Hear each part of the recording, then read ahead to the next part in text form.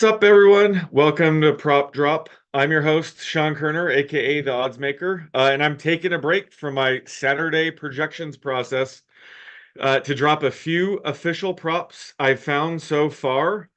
My first prop will be from the Lions Vikings game. It's going to be a quarterback prop. Best odds are FanDuel right now if you want to start getting that ready. But before we dive in, just a reminder that if you want access to all of Action Pro's projections, make sure to sign up for our annual subscription that is currently on sale.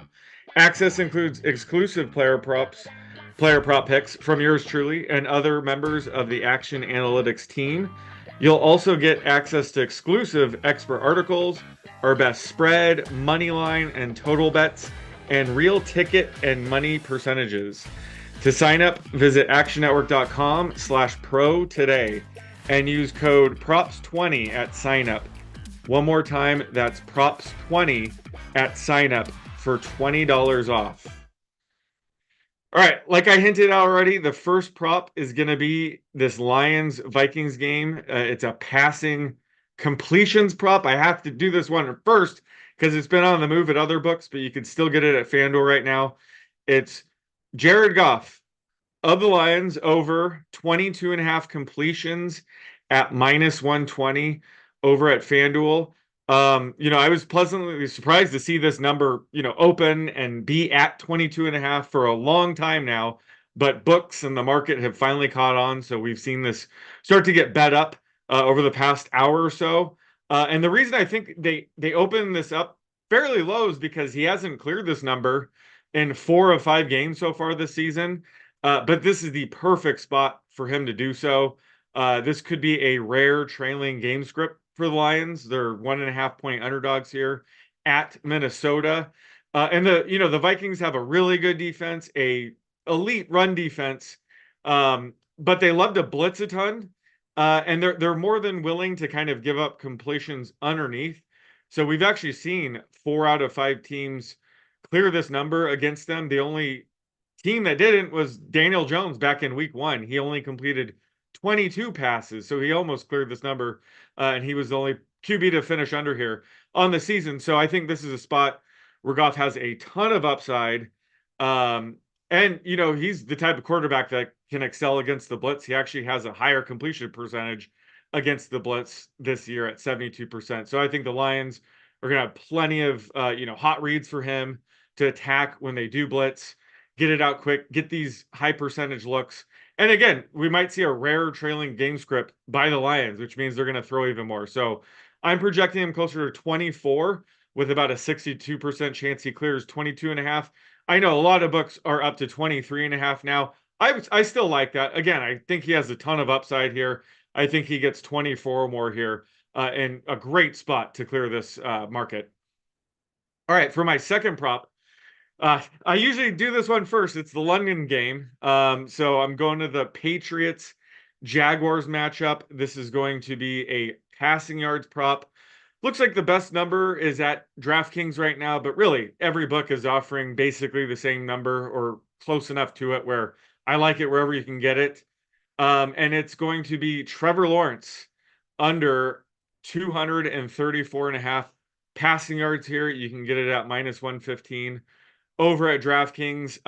Going back to the well here, running it back after losing on his under 21.5 completions last week.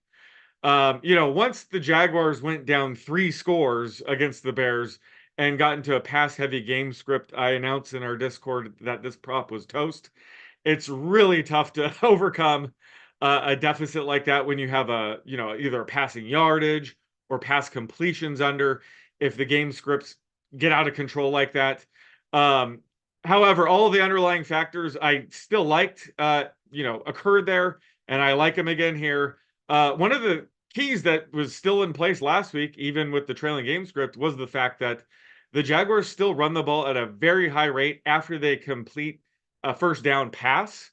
So that really prevents Lawrence from getting in a groove, racking up a ton of yards, racking up a ton of completions if every time they get a first down via the pass, they tend to run. So again, I think that still, curbs his upside here.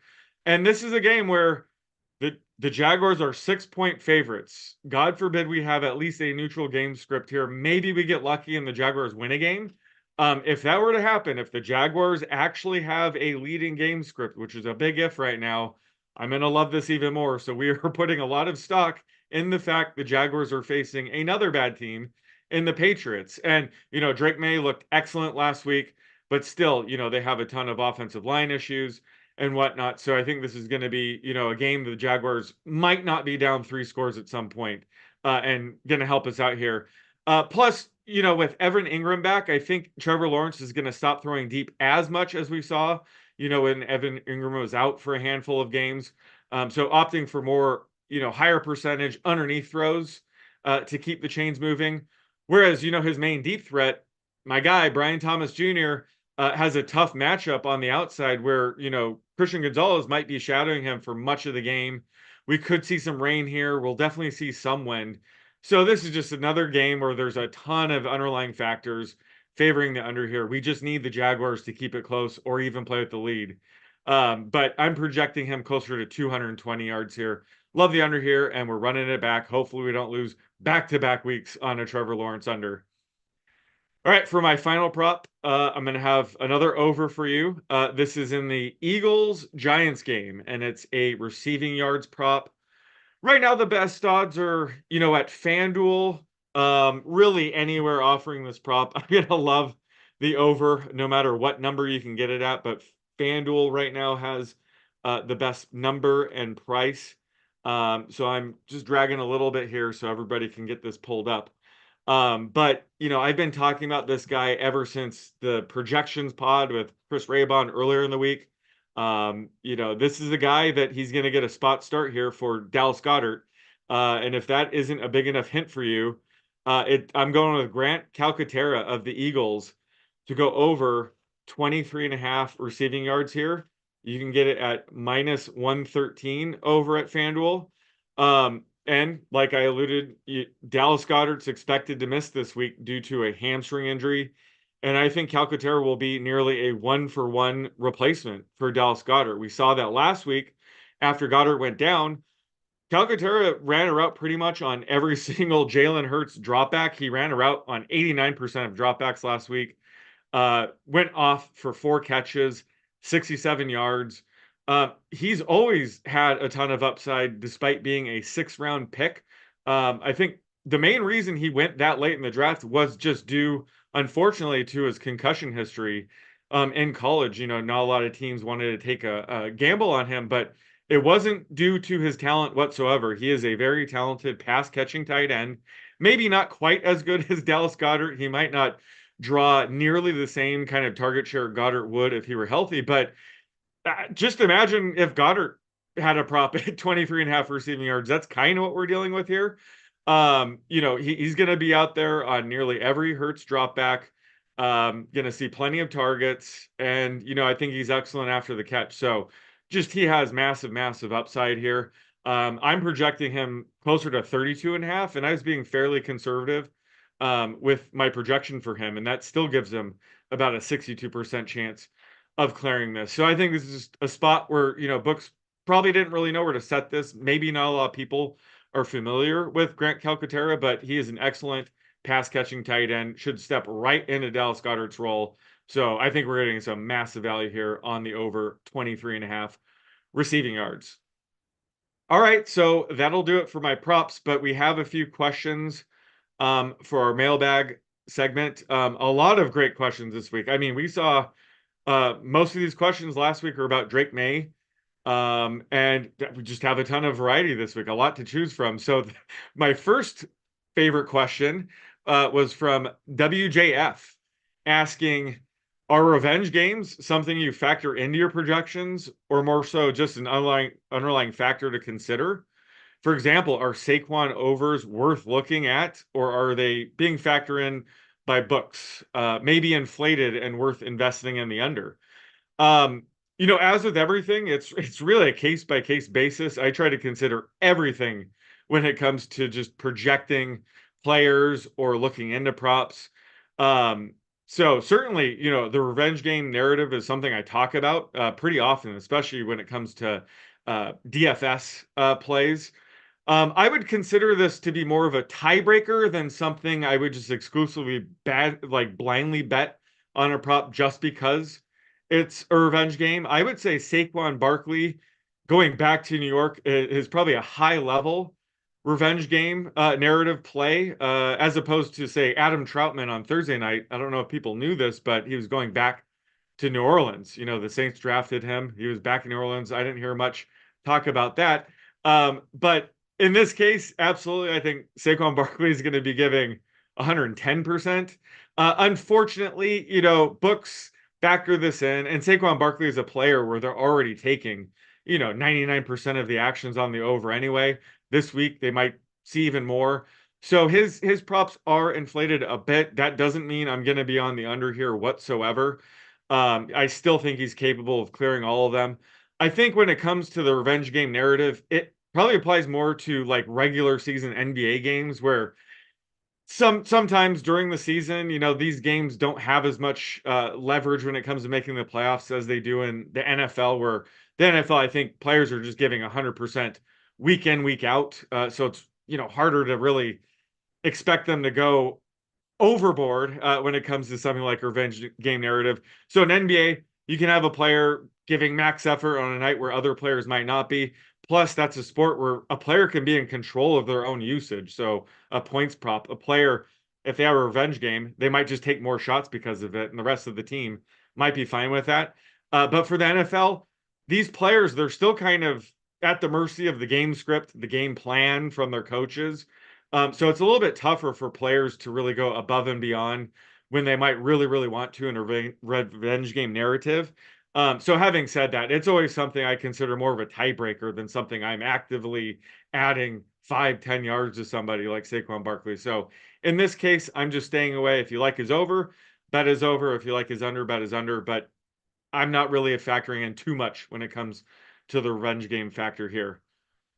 All right, and then Joe Rice is asking about Brock Bowers' receiving yards. Man, yeah, I had mentioned Bowers is potentially being a league winner in fantasy heading into the season because there is a chance that we saw Devontae Adams get traded in season, and that's gonna, bump up Brock Bowers' target rate even more. And Bowers himself he's one of the best tight end prospects we've seen in quite some time, and that's saying a lot because we had, Sam Laporta, Dalton Kincaid last year. Brock Bowers was one of the best tight end prospects I've ever seen. So I was already high on him, and now we have Devontae Adams gone. Michael Mayer is still out doing attending personal matter, and Jacoby Myers is out. So Brock Bowers' target share is through the roof right now. He's my tight end too in fantasy. There's really not much to pick on when it comes to Brock Bowers, but his prop market is extremely high right now. He's at 60.5 receiving yards. Over 5.5 catches is minus 145. I'm a little bit lower than these, but Brock Bowers is not somebody I'm interested at all in fading at the moment. If anything, if you have him in fantasy, just sit back and enjoy the ride. That's kind of how I'm going about this. But I think the prop market is spot on. He just has massive, massive upside right now, and he's only going to get better, right? He's only played a handful of games. He's an excellent tight end prospect, and they just traded away Devontae Adams. So maybe some other matchup down the road, we might find some value on him. But right now, I think the prop market is spot on because it's extremely high, because he has a ton of talent and a ton of upside right now. All right, so for the final question from the Lions Den, top picks for first touchdown scorers. I love this question because we now have in our prop tool my anytime touchdown projections and comparing those across the market, across various books, and seeing where we might be showing value. It's really hard for me to do on the side. So I love that our tool is doing this. And we have, believe it or not, first touchdown scores. So I'm picking a couple of the ones that we're showing value on that I can actually get behind. And the first is Devon Achane of the Dolphins. He's plus 950 at the Colts. I'm projecting him closer to plus 770 right now. So I think we are getting quite a bit of value here. It sounds like Achane should return this week. He got a concussion back in week 5.